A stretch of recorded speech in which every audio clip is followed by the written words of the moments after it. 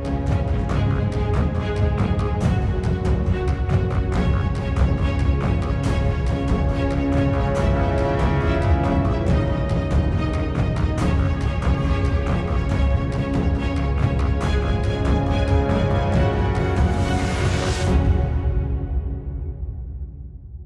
All, कैसे हैं आप लोग। Welcome to tech talk with Shantanu Sen. मैं विशाल अग्रवाल आप सभी का स्वागत करता हूं आज के इस नए एपिसोड में। तो चलिए शुरू करते हैं इसी नोट पर बीते हफ्तों की बातों का, जो 27 से 31 मई तक का था। चलिए आज के वीडियो की शुरुआत करते हैं कुछ अच्छी खबर से।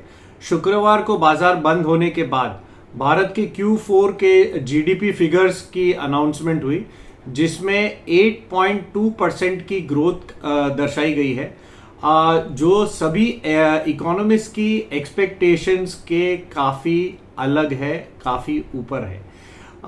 मार्केट एक्सपेक्टेशन 7.5 से 7.8% की थी और ये 8.2% आया है, जिसने मार्केट को पॉजिटिवली सरप्राइज किया है। ये फिगर्स इसलिए भी काफ़ी इंपॉर्टेंट हैं क्योंकि इस समय पूरे विश्व में अनसर्टेनिटी का माहौल है।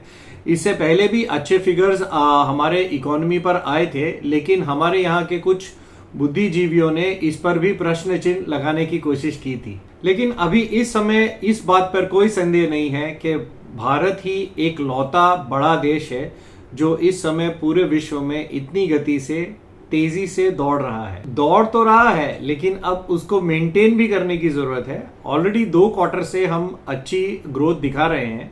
अब अगर इसको आगे भी मेंटेन करते हैं तो हमारी इकोनॉमी को आगे जाने से कोई नहीं रोक सकता है।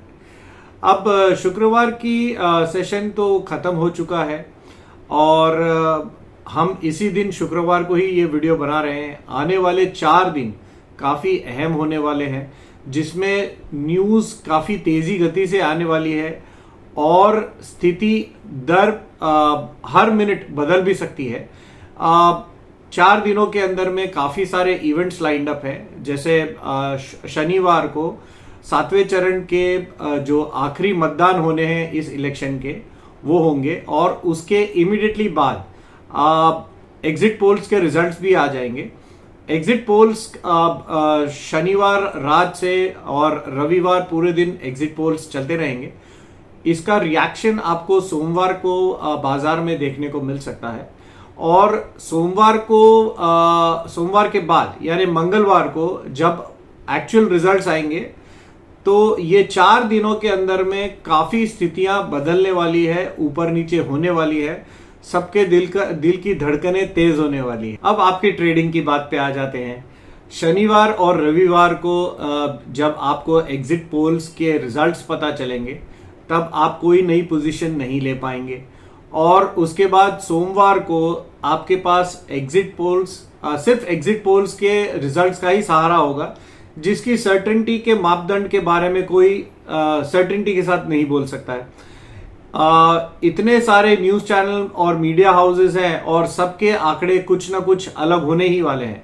तो इस बेसिस पर आपको कोई ट्रेड लेना काफी डिफिकल्ट होने वाला है अगर आपने शुक्रवार को कोई ट्रेड नहीं लिया है तो अगर हो सकता है तो आप सोमवार को एक ट्रेडिंग हॉलिडे लेंगे तो ज्यादा बेटर है। मंगलवार को सुबह से रुझान आने चालू हो जाएंगे और 11-12 बजे तक आपको स्थिति का आकलन करीब करीब हो जाना चाहिए कि रिजल्ट भी नियरली क्लियर हो जाएंगे 11-12 बजे तक। तब तक किसी की भी कोई भी बात को पक्के तौर पर आप नहीं ले सकते हैं, क्योंकि किसी को भी इस बार की स्थिति पता ही नहीं है कि सिचुएशन क्या है एक्चुअली वोटिंग में। ये एक अनप्रेसिडेंटेड इलेक्शन है, जिसका पिछले समझ लीजिए करीब करीब 3 दशकों से कोई भी इसका कोई इस तरह का इलेक्शन नहीं हुआ है। हिस्ट्री में ये एकदम नायाब है, जहां पर सत्ताधारी पार्टी तीसरे टर्म में आने की कोशिश कर रही है। सभी के पास अपने फिगर्स हैं, सभी ने अपना मन बनाया है कि कौन सी पार्टी को कितना वोट मिल सकता है, कितनी सीट्स मिल सकती है। लेकिन पक्के तौर पर यह कहना काफी मुश्किल है कि एक्चुअली किसको कितने नंबर मिलेंगे, क्योंकि दोनों तरफ से इस बार इतना ज्यादा प्रोपेगेंडा किया गया है कि दोनों ही जीतने के कगार पर खड़े हैं।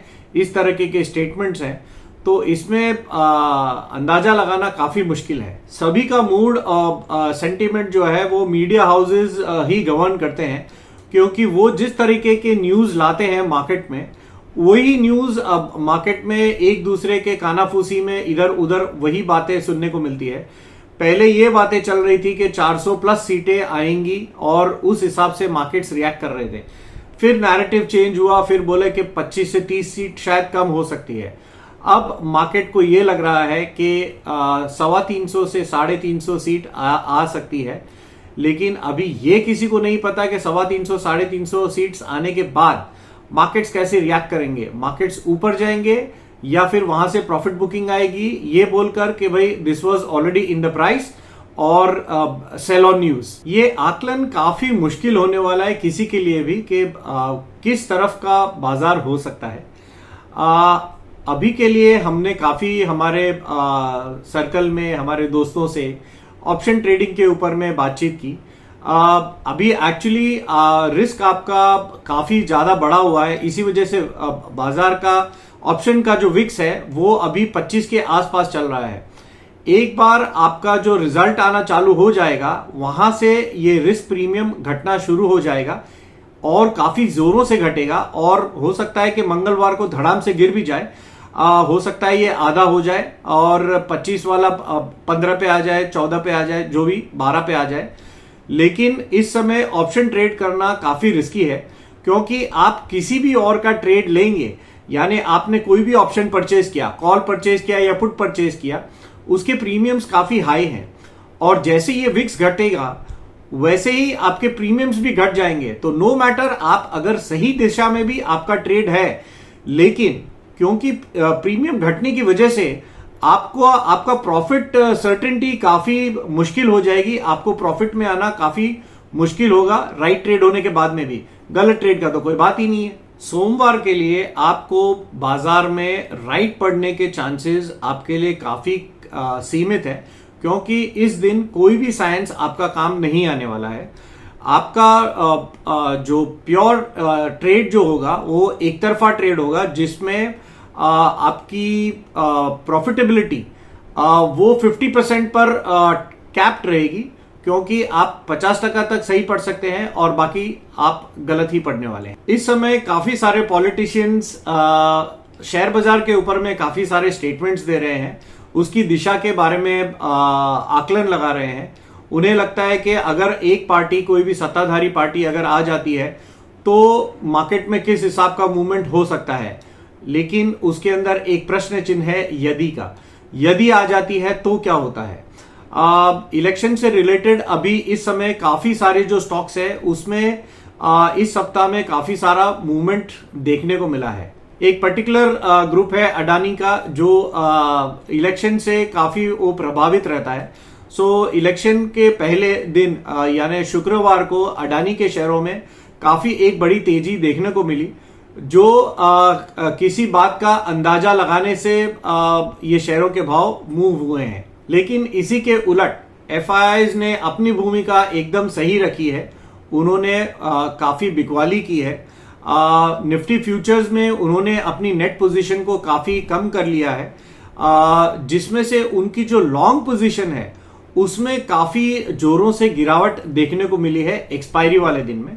एफआईआईज ने 6,630 करोड़ की नेट पोजीशन कम की है, जहां उनकी नेट पोजीशन निफ्टी में 39,310 करोड़ पर थी, वो गिरकर अब आ गई है 32,680 करोड़ पर पहुंच गई है।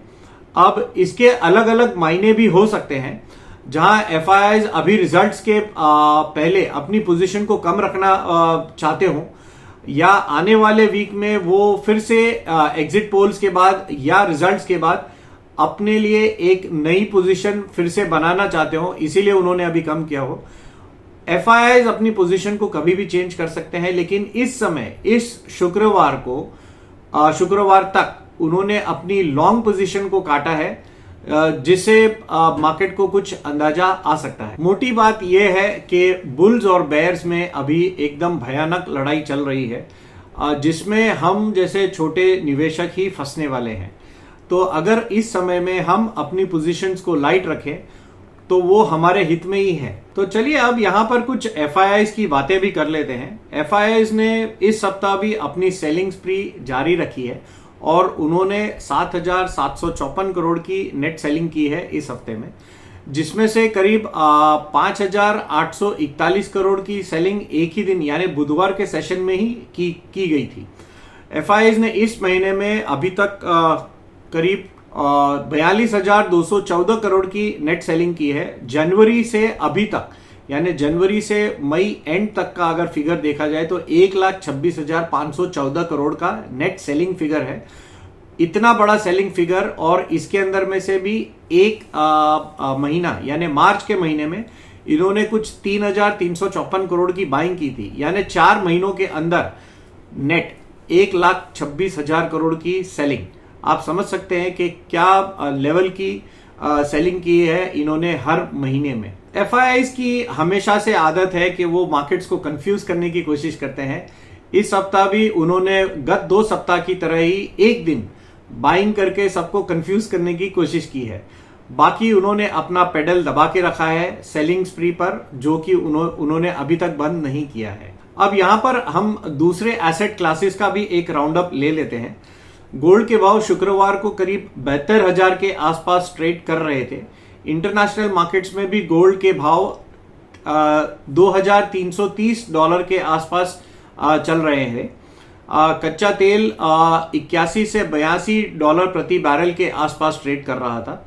वहीं बिटकॉइन शुक्रवार के क्लोजिंग के समय ये $67,000 के आसपास आ गया। गत सप्ताह में ये $69,000 के आसपास था, यानी $2,000 का नुकसान एक सप्ताह में हुआ है। रुपया भी इस समय डॉलर के सामने 35 पैसे बढ़कर 83 रुपया 42 पैसा यानी 83.42 के भाव पर ट्रेड कर रहा था। तो चलिए अब यहां से हम निफ्टी की बातें कर लेते हैं। निफ्टी 426 अंक घटकर 22,530 पर आ गया है। वहीं बैंक निफ्टी 48,993 पर यानी 12 अंक बढ़कर बंद हुआ है। इस समय निफ्टी और बैंक निफ्टी में विपरीत दिशा चल रही है। निफ्टी घटा है और बैंक निफ्टी स्टेबल रह के 12 अंक बढ़ा है। वहीं सेंसेक्स भी 73,961 पर यानी 1,449 पॉइंट घटकर बंद हुआ है। अब कुछ यहां पर बढ़ने वाले इंडेक्स की भी बात कर लेते हैं। इस बार के लिए एक ही इंडेक्स बाल बचा है और वो हरे निशान में ही ट्रेड कर रहा है। इसके अलावा अगर पिछले हफ्ते की बात करें तो उस सप्ताह में सिर्फ एक ही इंडेक्स था जो मुश्किल से लाल में बंद हुआ था। इस सप्ताह की बात करें तो इस सप्ताह में बैंक निफ्टी भाव बंद रहने में कामयाब हुआ है और इसी वजह से हरे निशान में बंद भी हुआ है। वहीं अब घटने वाले इंडेक्स की बात कर लेते हैं, जिसमें निफ्टी आईटी 4.25% धड़ाम से गिरा है। वहीं Nifty FMCG, Nifty MNC, Nifty metal, ये सभी के सभी इंडेक्स 2 से 2.5% तक के नुकसान के साथ बंद हुए हैं। वहीं निफ्टी ऑटो और निफ्टी फार्मा ये करीब 1.5 से 2% के नुकसान के साथ लाल निशान में बंद हुए हैं। अब यहां पर कुछ हम बढ़ने वाले शेयरों की भी बात कर लेते हैं, जिसमें सबसे अग्रणी और सबसे पहला नाम है ZF कमर्शियल का, जो 28% बढ़ गया है इस एक सप्ताह में। उसके बाद है KNR construction, Jupiter Wagons, Emami, Titagarh Rail और Jindal Stainless, Finolex Cables, Glenmark Pharma, 3M India, Torrent Power, Campus Activewear, Glaxo Pharma, Grindwell Norton, Blue Star, 5 star, Motherson Sumi और अडानी पावर, ये सारे के सारे शेयर करीब करीब 7 से 14% की बढ़त के साथ बंद हुए हैं इस सप्ताह में। अब कुछ घटने वाले शेयरों की भी बात कर लेते हैं इस सप्ताह में, जिसमें सबसे पहला नाम है स्नाइडर इलेक्ट्रिक, जो 21% लुढ़क कर बंद हुआ है इस सप्ताह में। इसके बाद है एमटार टेक्नोलॉजीज, जो इन दिनों काफी मार्केट का डार्लिंग स्टॉक बना हुआ था और काफी बढ़त देखी गई थी। ये स्टॉक घटा है 16% इस सप्ताह में। इसके बाद है Maharashtra Seamless, Alkem Lab, APL Apollo, Ipca Labs, Ratan India Enterprises, Info Edge, Inox Wind, Century Textiles, Welspun Corp, Vaibhav Global और पीएनबी हाउसिंग, ये सारे के सारे शेयर करीब करीब 9 से 14% तक की के घाटे के साथ बंद हुए हैं इस सप्ताह में। अब चलिए अब कुछ अगले हफ्ते की बात कर लेते हैं जो 3 से 7 जून तक का है। ये आने वाला सप्ताह काफी रोमांचक करने वाला सप्ताह हो सकता है, क्योंकि उम्मीद है कि इस हफ्ता में मार्केट में काफी वाइल्ड मूवमेंट्स आने की संभावना बनी हुई है। एक तो ये जून सीरीज का पहला हफ्ता है, प्लस शुक्रवार को बाजार एकदम फ्लैट बंद किए हैं, जो 4 दिनों की कंटिन्यूस मंदी के बाद फ्लैट बंद हुए हैं। 4 दिनों से इंडेक्स कंटिन्यूस गिर रहा था, जिसको शुक्रवार को संभालने की कोशिश की है बाजार ने। तो क्या जून की सीरीज ठीक ठाक रह सकती है, ये सबसे बड़ा क्वेश्चन है। अगले हफ्ते में सोमवार को एग्जिट पोल्स के रिजल्ट्स और इस पर मार्केट पहले रिएक्ट करेगा, और दूसरा जीडीपी के जो एकदम बढ़िया फिगर्स आए हैं बाजार के बंद होने के बाद शुक्रवार को, उस पर भी सोमवार को ही रिएक्शन आएगा सबसे पहले। वैसे गुरुवार को बाजार में एक्सपायरी के प्रेशर के चलते काफी गिरावट देखने को मिली थी, काफी सेंटिमेंट नेगेटिव हो चला था। इसके विपरीत शुक्रवार को बाजार ने एक गैप अप ओपनिंग दी और हाई बना दिया 22,653 का। उसके बाद लो देखने को मिला 22,465। क्लोजिंग में बाजार 42 अंक पॉजिटिव होकर बंद किया है। वहीं बैंक निफ्टी 301 अंक और सेंसेक्स 75 अंक बढ़कर बंद किए हैं शुक्रवार के सेशन में। लेकिन शुक्रवार के सेशन में इंट्राडे वॉलेटिलिटी एकदम आसमान छू रही थी, क्योंकि ये इनडिसिशन वाला मार्केट है, तो इसके अंदर में ये होना एकदम स्वाभाविक लग रहा है। मिनटों में ही बाजार ऊपर जा रहा था और मिनटों में ही बाजार वैसे ही नीचे भी आ रहा था। अडानी ग्रुप के शेयरों में एक गजब की तेजी देखने को मिली है।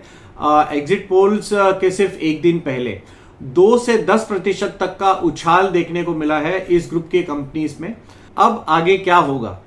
एग्जिट पोल्स और जीडीपी के फिगर्स का इंपैक्ट बाजार खुलते के साथ ही सोमवार को देखने को मिलेगा, और बाजार में एक बड़ी चाल बनने की भी संभावना है सोमवार से ही।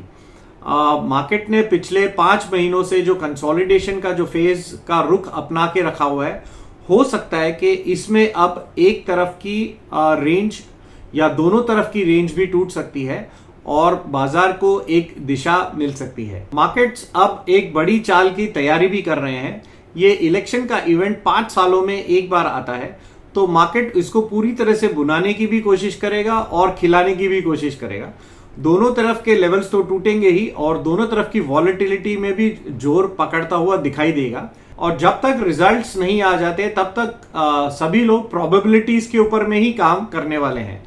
निफ्टी इस समय अभी 20 दिनों की मूविंग एवरेज यानी 20 डेज मूविंग एवरेज से नीचे ट्रेड कर रहा है। निफ्टी का ऑल टाइम हाई 23,110 पर था, वहां से अभी 580 पॉइंट बाजार नीचे ट्रेड कर रहा है। ऑप्शंस के प्रीमियम अभी इस समय काफी बढ़े हुए हैं, और एग्जाम्पल के तौर पे हम बता रहे हैं 22,500 के अगर आप कॉल और पुट दोनों को परचेस करते हैं तो इसका टोटल प्रीमियम हो सकता है आपको करीब 850 रुपया चुकाना पड़े। 4 जून को तो वैसे भी बड़ी चाल आने की उम्मीद है ही। उस दिन में क्योंकि रिजल्ट्स आएंगे तो एक तरफा चाल आपको देखने को मिल सकती है।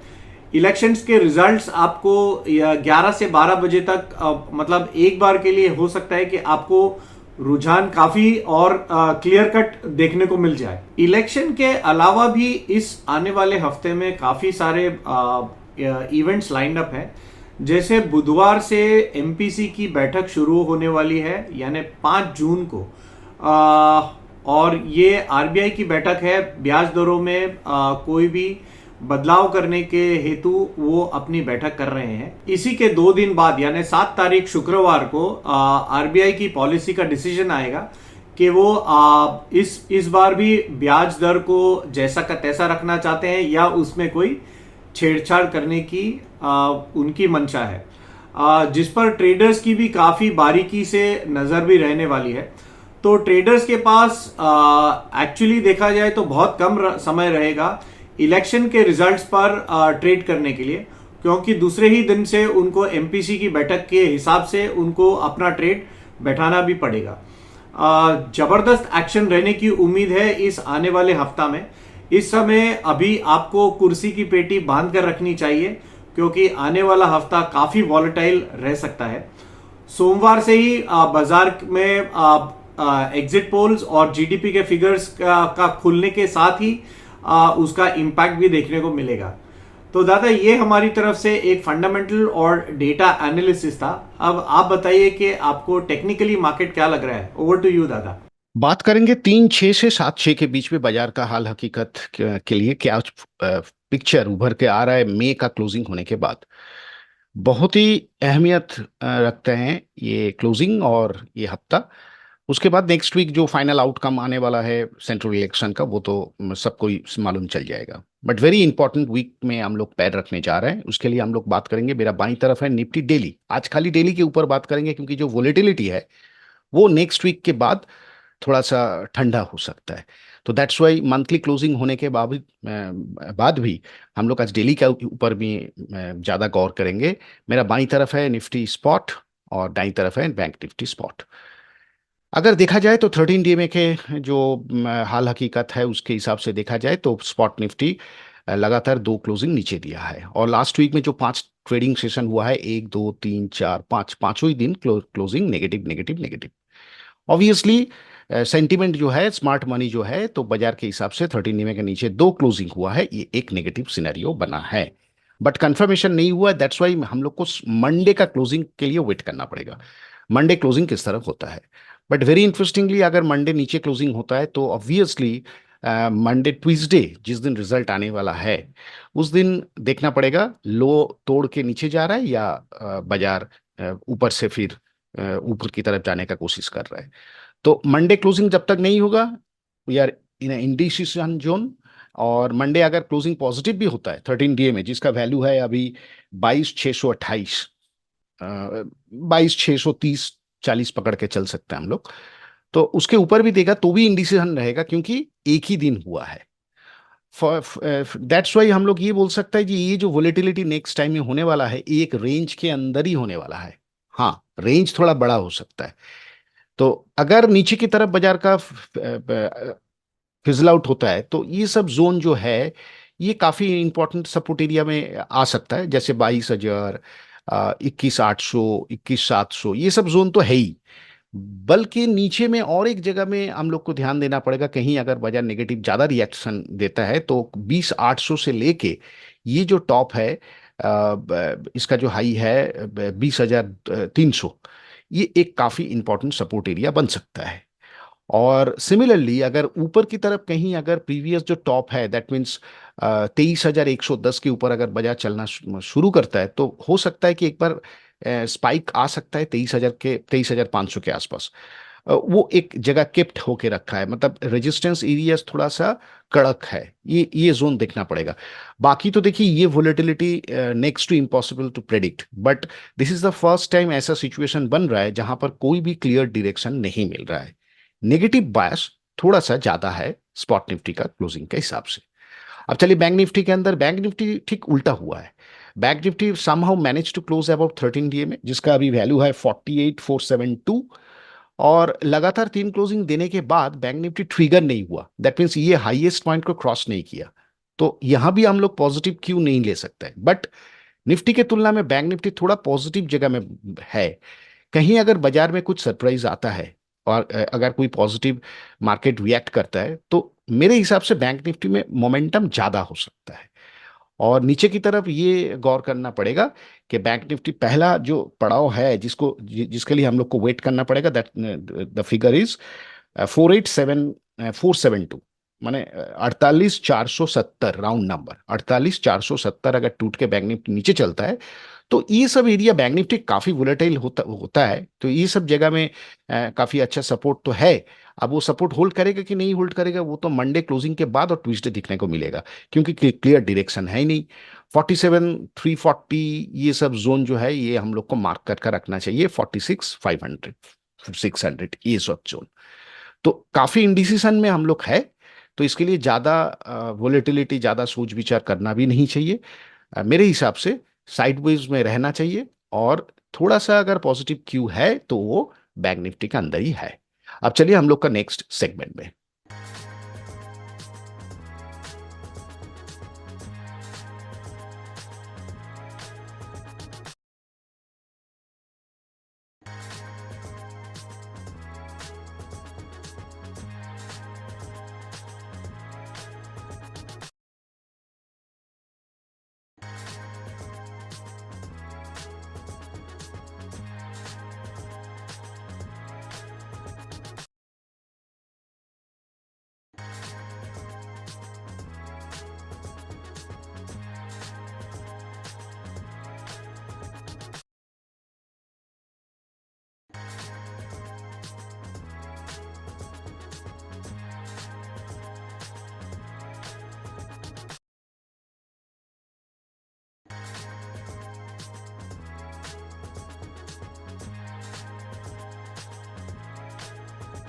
निफ्टी और बैंक निफ्टी के लेवल्स बताने के लिए थैंक यू दादा। अपने नेक्स्ट सेगमेंट में चलते हैं जहां पर हमारे व्यूअर्स द्वारा पूछे गए सवालों के जवाब में आप स्टॉक्स के बारे में बताते हैं, तो प्लीज बताएं दादा। आज जो तीनों स्टॉक के ऊपर हम लोग बात करेंगे वो टेक्निकली हम बात कर रहे हैं, लेकिन ये स्टॉक हम खाली इसलिए बात कर रहा हूं कि इसका क्लोजिंग थोड़ा इंटरेस्टिंग जगह में हुआ है। But as per the market condition is concern, अभी मोमेंटम ज्यादा ध्यान देना पड़ेगा फ्रंट लाइन में। उसके बाद भी ये तीनों स्टॉक जैसे Bharat Gears, Harsha engineering International and Jubilant Ingrevia, ये तीनों स्टॉक का टेक्निकल्स हमको थोड़ा इंटरेस्टिंग लगा। ये इंटरेस्टिंग कैसे, भारत गियर्स को अगर आप चार्ट देखेंगे काफी दिन से एक ही जगह में है। नीचे में एक स्ट्रॉन्ग सपोर्ट है 180, ये सब जोन में सपोर्ट एरिया है। तो ये वोलेटिलिटी के अंदर देखना पड़ेगा कि ये स्टॉक कहाँ आ रहा है। तो दैट्स वाई मैं ये स्टॉक के अंदर रेडर रखूंगा। ऊपर की तरफ 130, ये सब जो मल्टीपल टॉप एरिया 130, 135, ये एक जोन है। और ऊपर में काफी हद तक जो मोमेंटम है उसके अंदर 150, 55 ये सब जोन में भी एक रेजिस्टेंस है। प्रीवियस स्टॉप 170, 75 उसका अभी बात हम नहीं कर रहे। लेकिन ये सब जोन में ये स्टॉक को रेडार में रखना चाहिए as a small and mid cap के हिसाब से। हर्षा इंटरनेशनल अगर देखा जाए तो हर्षा इंजीनियरिंग इंटरनेशनल प्रीवियस जो टॉप है आफ्टर द लिस्टमेंट, वो चैलेंज हुआ था, लेकिन उसके ऊपर क्लोजिंग नहीं हुआ था। लास्ट वीक का वोलेटिलिटी और एक अच्छा जगह में बंद हुआ है। अब देखना ये पड़ेगा कि सपोर्ट जो है ये काफी अच्छा सपोर्ट है, एक तो 450 के आसपास राउंड नंबर और देयर आफ्टर 400 के आसपास। ऊपर में कहीं अगर ये प्रीवियस जो टॉप है जो लिस्टमेंट के बाद जो हुआ था, जो 530 राउंड नंबर 530 के ऊपर अगर ये स्टॉक विद वॉल्यूम चलता है तो एक स्टॉक के अंदर एक पॉजिटिव बायसनेस बन सकता है। तो दैट्स वाई ये स्टॉक के अंदर भी मैं रिडार में रखूंगा, और टेक्निकल क्या डेवलपमेंट हो रहा है वो भी हमको देखना चाहिए ये स्टॉक को। फाइनल स्टॉक जुबिलियंट इंग्रीविया, ये स्टॉक जुबिलियंट ग्रुप का है। जितना जुबिलियंट स्टॉक है ये काफी दिन से सबड्यू पड़ा हुआ है, इसके अंदर कोई ऐसा कोई माने तेजी मंदी का बात नहीं चल रहा है। एक sideways movement high higher top higher bottom करके रखा है। नीचे में अच्छा सपोर्ट है 350 और 400। ऊपर में रेजिस्टेंस का जो जोन है वो प्रीवियस जो टॉप है जहां से फिजल आउट हुआ था, दैट मीन्स 592 एंड 650। क्या ये रेंज के अंदर ही रह जाएगा कि रेंज के बाहर आएगा, दैट्स वाई ये स्टॉक के अंदर मैं रेडर लिस्ट में डालूंगा। ये कोई बाई और सेल का रिकमेंडेशन नहीं है, ये खाली टेक्निकल का एक एप्लीकेशन हम मैंने किया हूँ, ये दिखाया हूँ। आप लोग इस स्टॉक के अंदर काफी सारा और टेक्निकल्स और फंडामेंटल चेक जरूर कर लीजिए। फिर जाके देखिए ये स्टॉक का मोमेंटम क्यों होता है, क्योंकि ये एक एक्सपीरियंस होगा कि फ्रंट लाइन के साथ साथ कौन सा mid cap and small cap का मोमेंटम भी चेंज होता है। तो ऐसा सिचुएशन में ये स्टॉक को थोड़ा नजर रखना चाहिए अपना रेडर में डाल के। तो ये था मेरे तरफ से ये तीनों स्टॉक का टेक्निकल बातचीत। ये कोई, फिर से बोल देता हूँ, ये कोई बाई और सेल का रिकमेंडेशन नहीं है, only for study purpose and only for this purpose कि ये वोलेटिलिटी के अंदर ये स्टॉक का परफॉर्मेंस कैसे रह सकता है। अब चलिए हम लोग का नेक्स्ट सेगमेंट में। स्टॉक्स की जानकारी देने के लिए थैंक यू दादा। अपने नेक्स्ट सेगमेंट में चलते हैं जहां पर आप ब्रेकआउट स्टॉक्स के बारे में बताते हैं, तो प्लीज बताएं दादा, ओवर टू यू।